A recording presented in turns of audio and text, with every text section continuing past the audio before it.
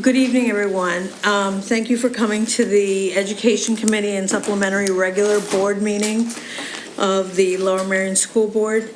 I am taking over for Melissa tonight. She's not well, and so we wish her well and a speedy recovery.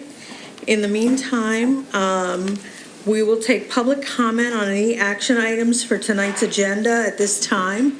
If you could come in and sign in with Ms. Lapira, I'd appreciate it.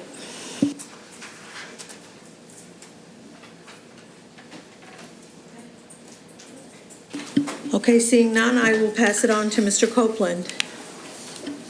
Thank you, Ms. Robinson. Our first action item recommended for action. The administration recommends that the Board of School Directors approves the attached resolution authorizing the conversion of the Lower Merion School District General Obligation Bonds Capital Project Series A of 2009 and General Obligation Bonds Capital Project Series B of 2009 from a weekly mode to a fixed rate mode.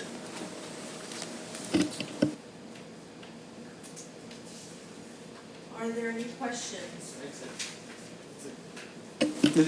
We've talked about this in prior meetings, these bonds. So this is not the first time that we're talking about doing this refinance. I don't know if we know roughly when we've talked about it. And I know we've talked about this in the recent. Well, we talked about it in the spring about doing a refunding. This is a conversion. This is something different. Okay. And bond council's already going it. But we did talk about it in the spring about refunding the bonds. Now we're talking about converting the bonds. Okay. Thank you. Could you give us a quick summary, a quick clipped summary?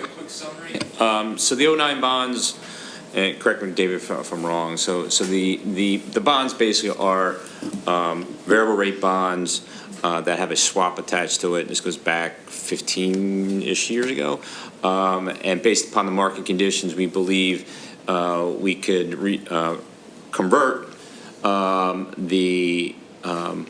guess the weekly mode, which is the variable rate, to a fixed rate, which would save us at least $400,000, we believe, and then also terminate the swap. Thank you. Okay, any other questions? Do I have a motion to approve? So moved. Do I have a second? Second. Thank you. Do I have, what do I do now? All in favor? We don't need a roll. Okay. Motion passes. Opposed? Okay, thank you. Motion passes. The second resolution, the administration recommends that the Board of School Directors approves the following resolution. Successor contract to the current collective bargaining agreement with the Lower Merion Education Association. Be it resolved that the terms of the collective bargaining agreement for the professional and support staff between the Lower Merion Board of School Directors and the Lower Merion Education Association for the period from July 1st, 2020 through June 30th, 2024, as set forth in the attached tentative agreement, are hereby ratified by the Lower Merion Board of School Directors, and that the President of the Board is hereby authorized to sign the collective bargaining agreement for the Board revised per the terms. Great. Are there any questions? Go ahead, Diane. Yeah, Bob, can you just talk about how this is an early bird and explain what that means? I could, but I'd rather have Megan do it.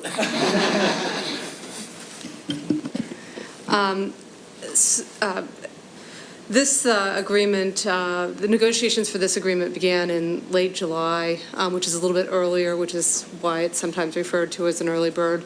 The state mandated timelines usually begin in January for an agreement that ends July 1st. So in this case, authorized members of the administration began meeing with members of the LMEA leadership in mid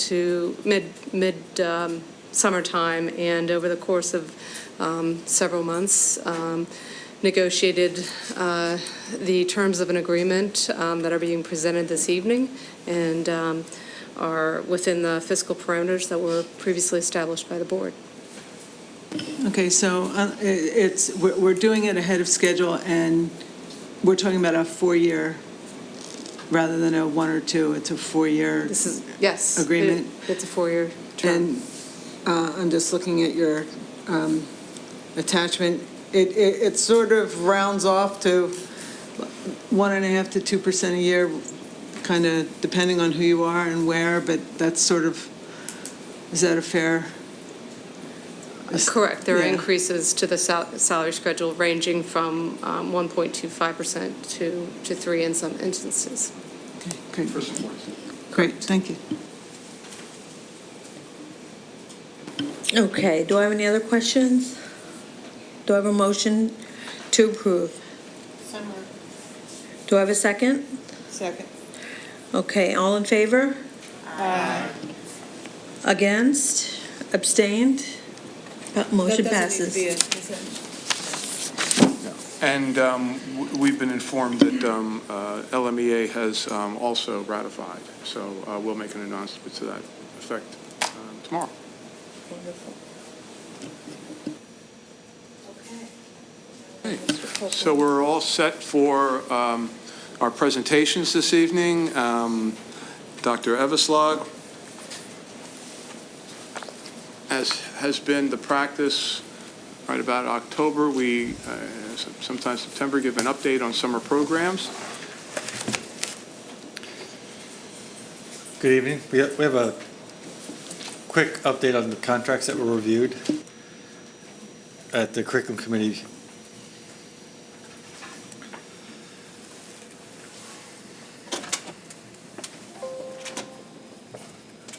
Denise.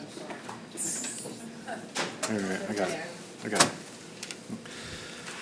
So we, at the curriculum committee of the board meeting on Tuesday, we discussed 3 contracts that will be pending and presented to purchasing in the upcoming, well, very soon. Dr. Brenna Kalick's contract, Dr. Kalick has done work with the district since the work with the strategic plan, and she has helped us with the growth of Habits of Mind, including our work with report cards, and that work is transitioning to the secondary level this year, and as also she'll be on site for some on-site coaching at the elementary schools, and that's a not-to-exceed contract of $25,000.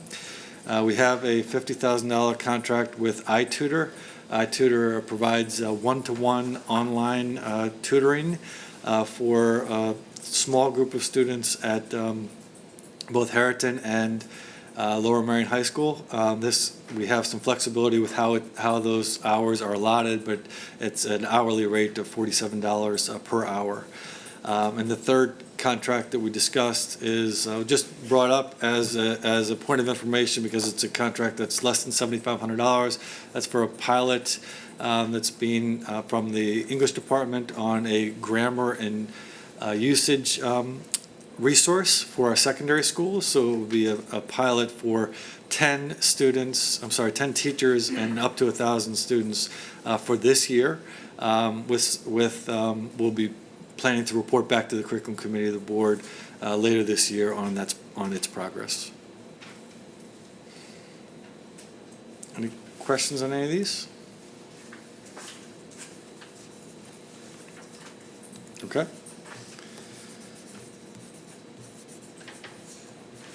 Ms. LaPera? Just as soon as you come up, I will figure it out.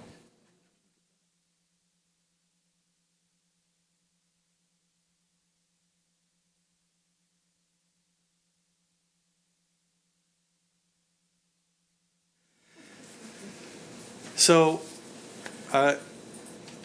pleased to report on our summer programs. So we have a lot going on here in the summer, and we're proud of that as that's been growing. So I have opportunity to share with you some of the student experiences that we have on campus here, K-12, throughout the summer. Extended learning opportunities for students provide students the opportunity to learn at different times. We know that just like adults, students learn at different paces, different speeds. Some with after-school programs, extended learning opportunities in the summer, allow students to really engage and enrich in their subject area and really establish that firm foundation for success. So our programs, we're offering more programs and opportunities for students than we ever have. We have a wide range of programming, K to 12, and we've really moved summer schools from what you may think of as the traditional summer school of what the summer school learner would be to this notion of summer learning. I'll talk briefly about that, where the focus is on sparking interest, gaining academic competence, and opportunities for students to enrich. We had almost 1,300 students, so if you think about that, that's more than all of our schools except for, or each of our schools except for Lower Merion, so it's basically the size of Harriton, that number of students here in our summer program, with 84% of those students here for enrichment and/or advancement purposes.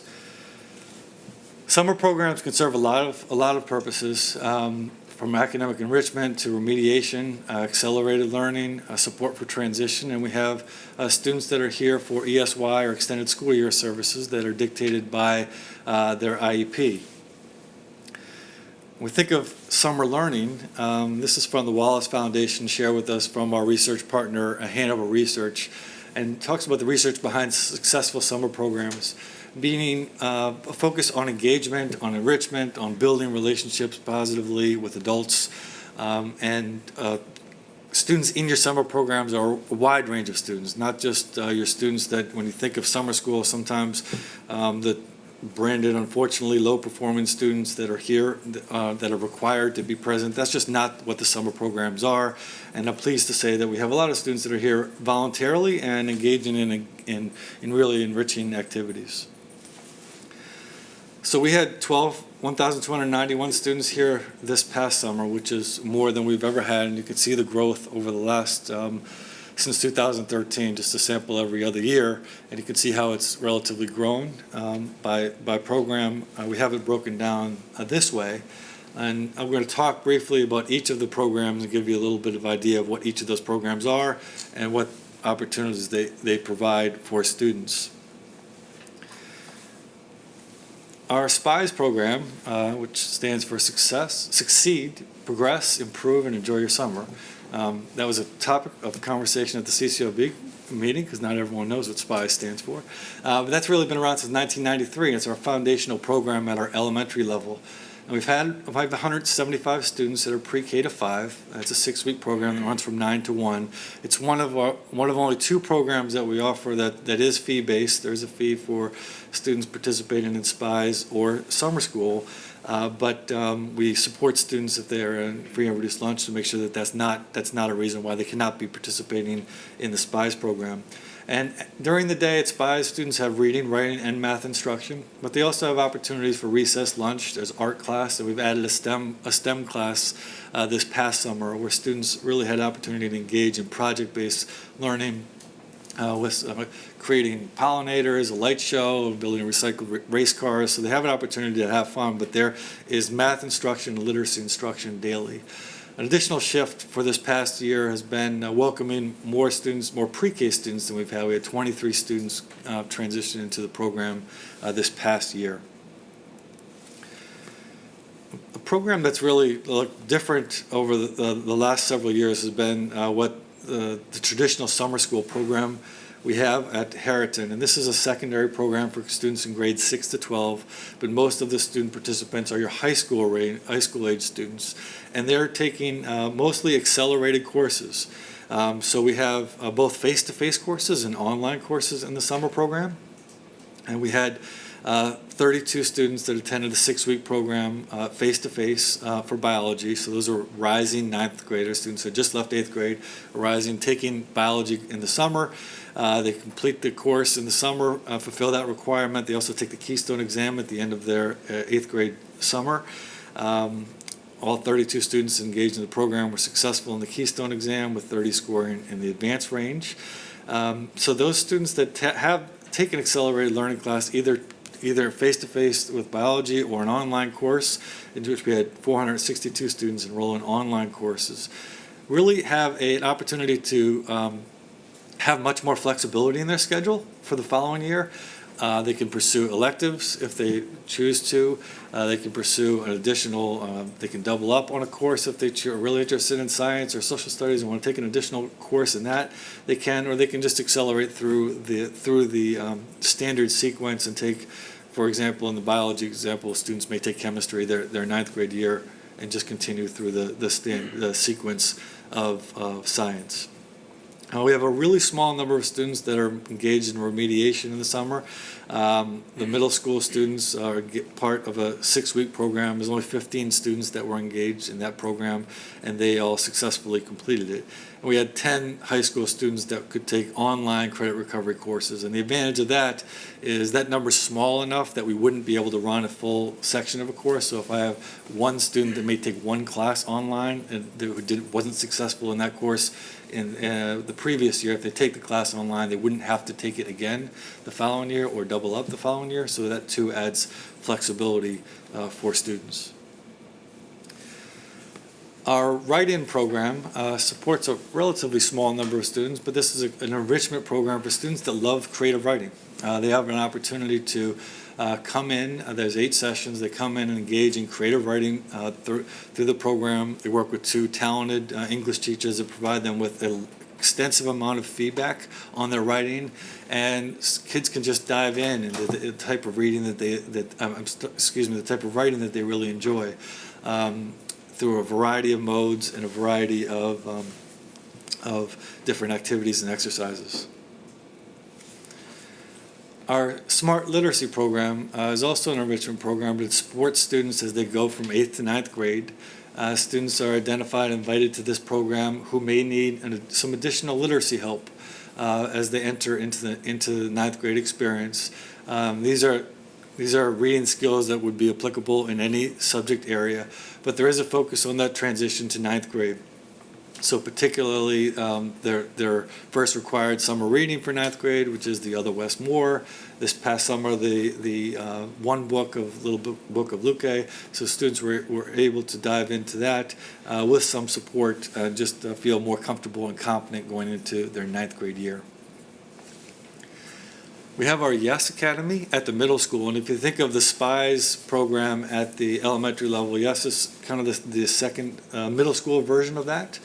So there are around 50 students in the YES in the YES Academy from both Ballackinwood and Welsh Valley. This program is housed at Welsh Valley, and it really has an opportunity for students to dive into multiple subjects. So there's reading, writing, math, and science through an interdisciplinary approach. And there's a theme throughout the summer. This theme was broadcast journalism. So students have an opportunity to hear they not only research and write, but they heard some speakers that came in to the program, and they got to look at engage in projects through like a multimedia lens. That too is a longer program. It runs about from 9 to 1 during the day as well. Really proud of our ELD Summer Academy, which started out of the Achievement Imperative in 2016. And what the ELD Academy allows us to do is to support students who are at the emerging or entering level of the English language acquisition. So these are students that would receive English language support. English is not their first language.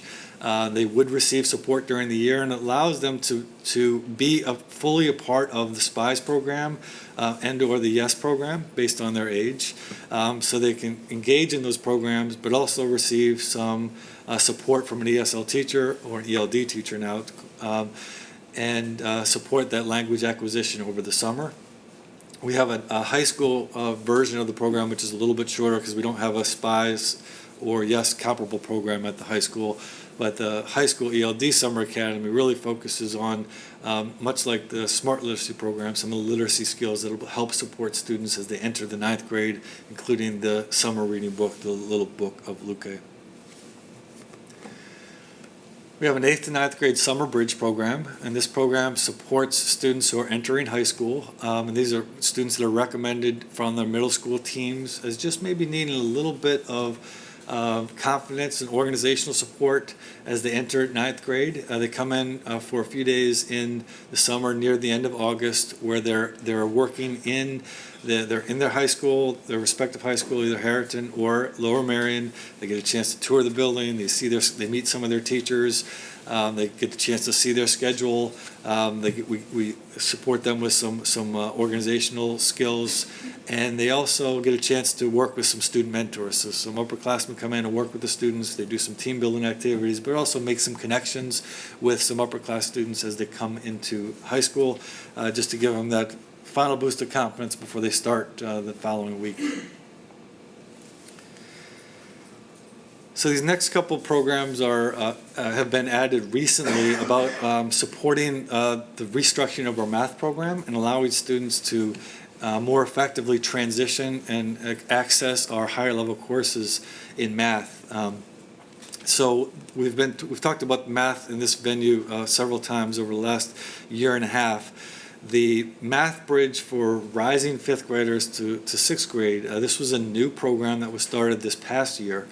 And what we have done, as you know, in the past is as students go from fourth to fifth grade, they're assessed to see if they can be in advanced math. So there have been students that access advanced math in fifth grade for the first time. But we've also, as we've redefined that criteria through the sequencing and removed ERB as one of the criteria for that assessment, looked at students accessing this program a little bit more broadly. We have students that immediately qualify for the program and they'd be eligible for advanced math in fifth grade. And we have another group of students that did not initially meet the criteria, but we feel with some additional support and a summer program could access that program. So that's what this summer bridge program allowed students that hadn't initially qualified for advanced math to pursue a summer program. And it's a pretty rigorous program from June 20th to August 23rd. And they have weekly connections in person with teachers, but they also is a rigorous online component where they really have to strengthen their Math 5 fifth grade math skills to move to the advanced math. So this year, the program invited 85 additional students to join the program.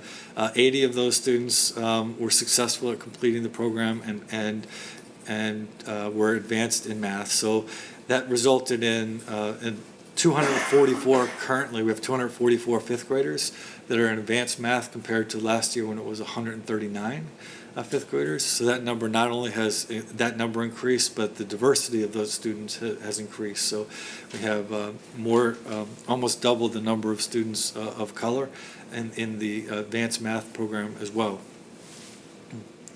And so just for a visual, that star would represent where that Math Bridge program that we've added allows students to access the Math 5-6 in fifth grade.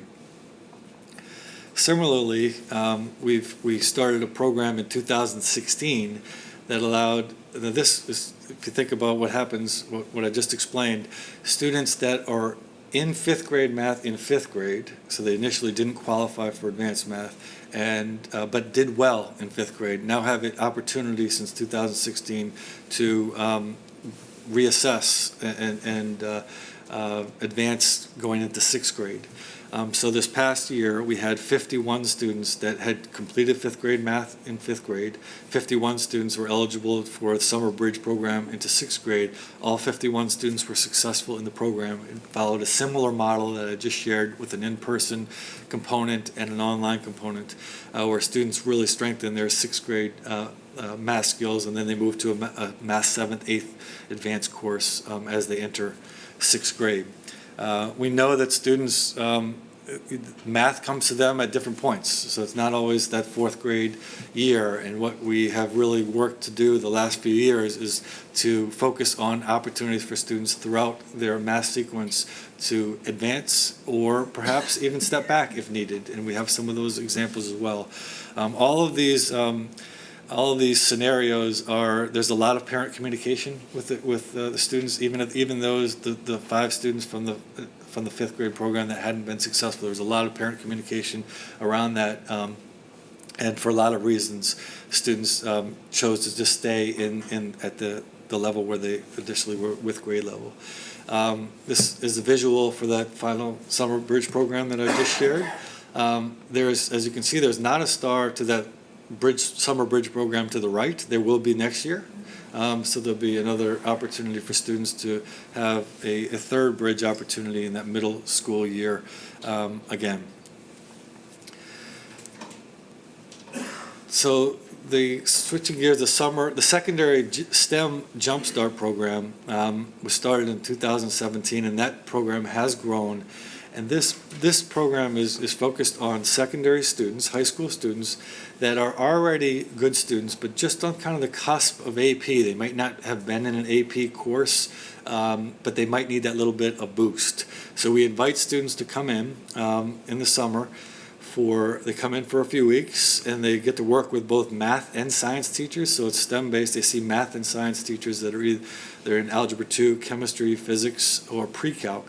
And they get to preview the concepts in their upcoming courses in math and science that are the most difficult concepts for students to learn, most difficult concepts for teachers to teach. So these are the tough topics, and we try to give students a preview of those topics. They spend about 3 weeks building that confidence, and then they go into the year not only with a connection with their teachers, but they go in with some additional confidence. And we've seen students that have been able to move from honors level to AP, or in some cases from college prep to honors. But this program has grown to 34 students as well. And our final program that I'll share details about is our elementary STEM Jumpstart. And this is a really exciting program. We offer it the week after SPIES is over. So some of our students in the STEM Jumpstart are in the SPIES program, but it follows that similar model about the time of day, but it's only for 1 week. We have 103 students that are recommended by buildings as students that this is started through the Achievement Imperative Task Force and works with our students, our upper class students. We have students in our Lmsb group, which is the National Society of Black Engineers, and Science Olympiad students work with the STEM Jumpstart program. But the program is designed by our teachers that have gone through the Arcadia STEM program with Nancy Concha-Mesa, and it's really a hands-on, interactive week where the kids really get excited about science. And that's the idea of the STEM Jumpstart, is just to get more and more students interested in science, and hopefully that will lead to additional enrichment through TSA, through Science Olympiad, and through higher level science classes as they move through their K-12 path here with us. So in summary, of our 1,291 summer participants, you can see percentage-wise how that breaks out. This data I'm proud of to say 84% of our students are here for acceleration or enrichment by choice because they want to be part of a program. We've learned from this that remediation in summer school is while it's stereotypical, is not really what gives kids a lot of energy, quite honestly. It's not what they get excited about. We have remedial opportunities, but that's not the purpose of our summer learning programs. And we can learn from this too, that we may need to think of ways to support students in transition more, because that's really a small number of our students in the summer program. Now, I think we do a nice job of supporting students in transition through the year, where our 5th to 6th grade students as the intermiddle, and our 8th to 9th grade students have multiple opportunities to visit the school and transition successfully. But that might be something that we look at. So we're proud of the program's increasing opportunities for students, and the percentage and how they're spending their time, and the fact that these are engaging summer learning opportunities that really are focused on sparking kids' interest in school and gaining their academic confidence. This time I welcome any questions. Thank you for the presentation. It's very exciting to see what the kids are doing, especially over the summer. I open it up to questions. Do you have a question? Go ahead. I have 2 questions that just came to me, sorry. First off, a compliment though, because I just feel that these programs offer more opportunities and remove more barriers to learning under the universal design for learning. So I feel like it's, this practice just leads us towards that goal of equity for students and their learning and achievement. So I just am thrilled and excited, and I love talking about this with my colleagues at school, just the things that we're doing. It just makes me very proud. So that's that. I have two very quick questions. One, so you mentioned that the students in the secondary STEM Jumpstart preview content, and they already are then creating relationships with their teachers.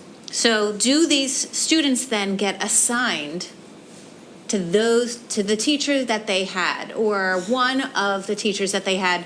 So there's already that relationship, there's already that they know each other, and there is that.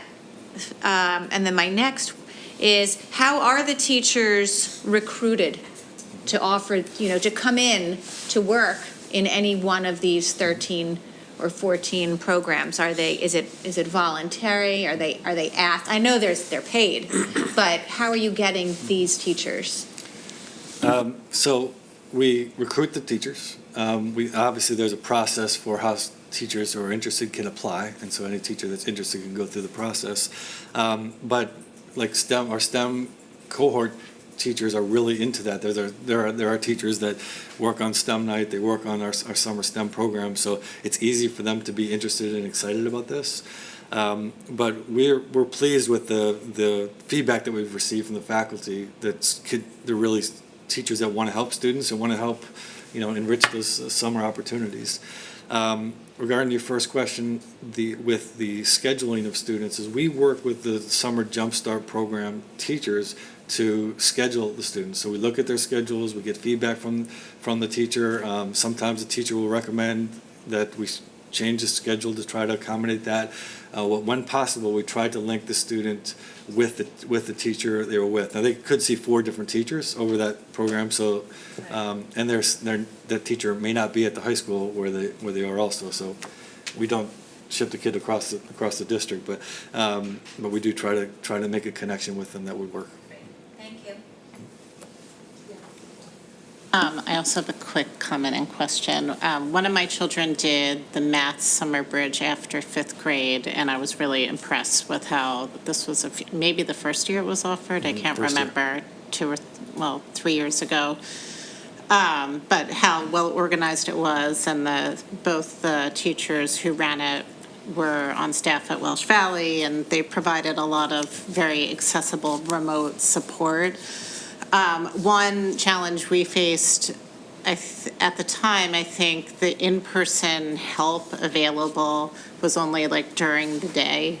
And as a working parent, I found that a little challenging. So I'm just wondering if, is that still the case, and have other people raised that as an issue? So we do currently, the in-person support for that program is not required for attendance, but it is optional. So we haven't received that request much, to be honest.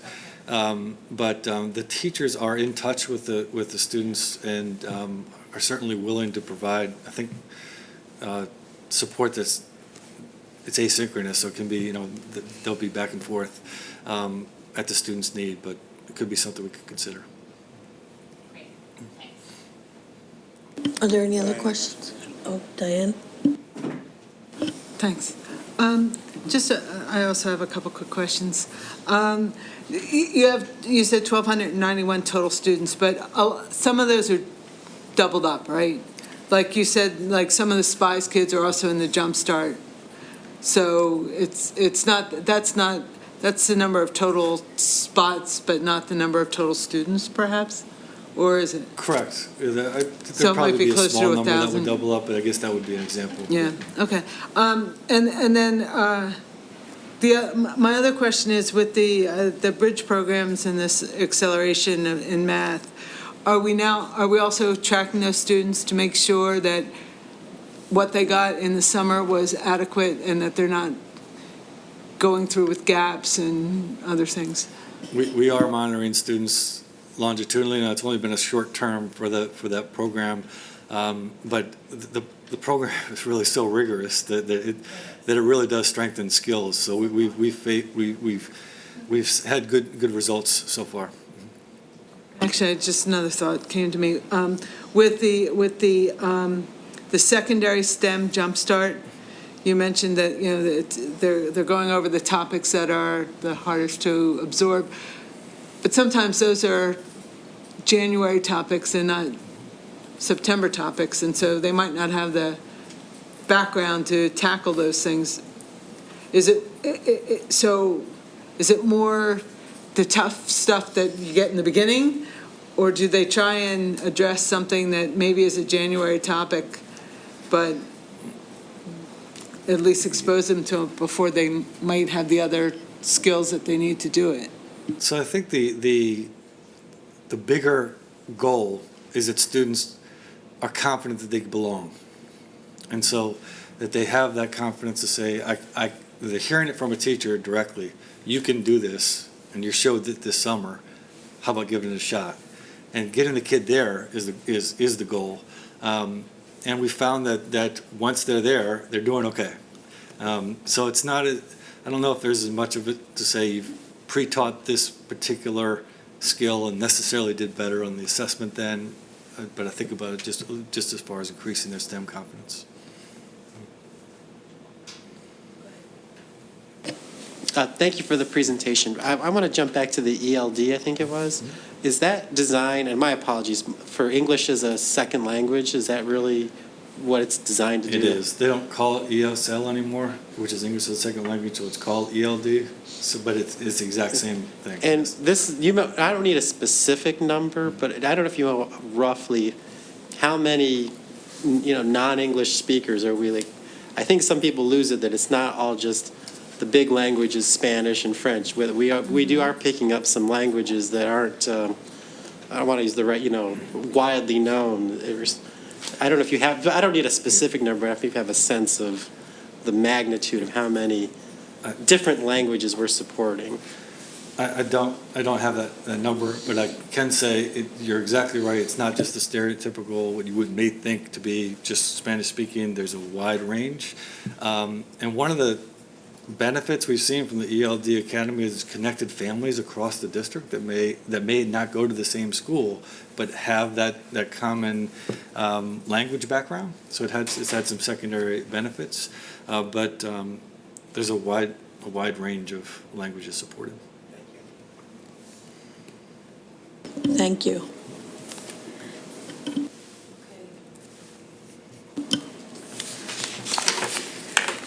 We'll now have audience recognition on any topic. If you'd please come in and sign up with Ms. LaPera.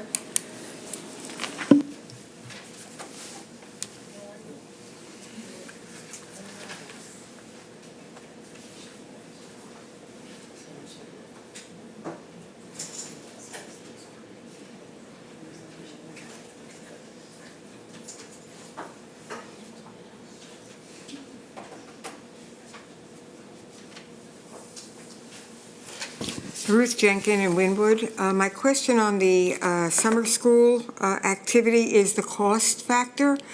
How much does this cost for each student, and is there any financial support for the students who can't afford it?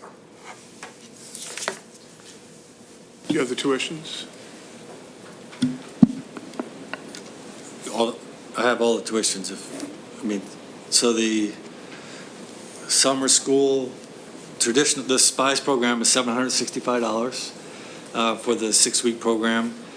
We offer tuition support for any students that are on free or reduced lunch, as we do for the secondary summer program, which is $915 for an in-person advancement course, $280 for an online credit recovery class, and $385 for an online advancement course.